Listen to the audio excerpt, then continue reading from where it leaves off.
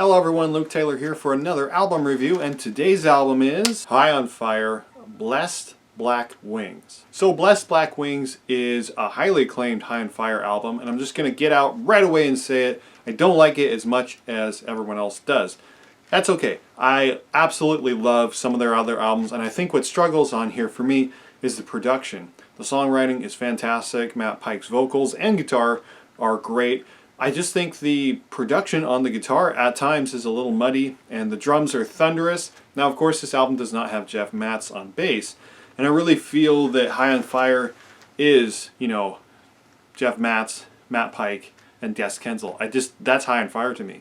And their earlier albums before Death Is This Communion, which was produced by Jack and Dino, I just think all the albums before that are kind of a mixed bag, and this is one of them because it has some incredible moments. It has some real reaches that I feel like they were not fully coagulated into the High on Fire that we all love and that like won a Grammy. The identity and the songwriting and the riffing, but just it's all fully formed by then. I feel that this is still the early stages, and there's some moments of glory in the rough and tumble kind of just absolute raw masculinity that just is pouring off of this band. I think that there's some really great moments in here that I wish High on Fire would keep exploring, and those are some of the clean-ish passages, the really cool, almost finger-picky sounding riffs that really have this really barbarian folk kind of old school sound. They just really kind of conjure up those ancient things that they're always singing about, this kind of historical and maybe even fictional things. I know that this work derives from H.P. Lovecraft quite a bit, and some of them in the future albums are more like from the Bible or from history or ancient or things in history, basically. But this has Sons of Thunder, super good.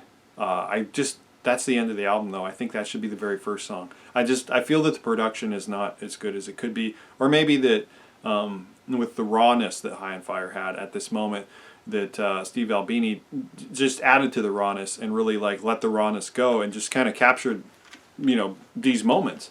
But maybe there's a lot more refinement in the future, and I just totally dig that. I dig the High on Fire, just but with more refinement. And I think that that's in part the band growing, and the artists getting older, and the artists kind of just knowing more what they're doing as far as making High on Fire stuff, because they're in other bands and stuff. So I hope that makes sense. I know it makes sense to me because the stuff that I wrote when I was 10 years ago or 20 years ago or whatever, that's totally different than the stuff I write now. So I just think High on Fire as a band maturing is better. And the proof is that they won a Grammy for Electric Messiah. And if you listen to Electric Messiah, it's amazing. So, but this has some amazing songs on it. I just think their songwriting is always really inspirational. It's just so powerful, and a lot of gravitas in what they're doing. But again, the production's not there. It's just too muddy at times.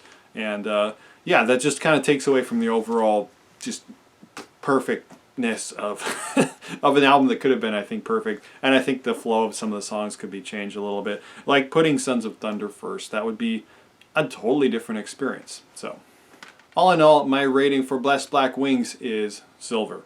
So are you a High on Fire fan? Please let me know what your favorite album is. What's your favorite song? Do you agree with these thoughts, or do you think it's absolutely perfect? Don't touch it at all. Leave it the way it is.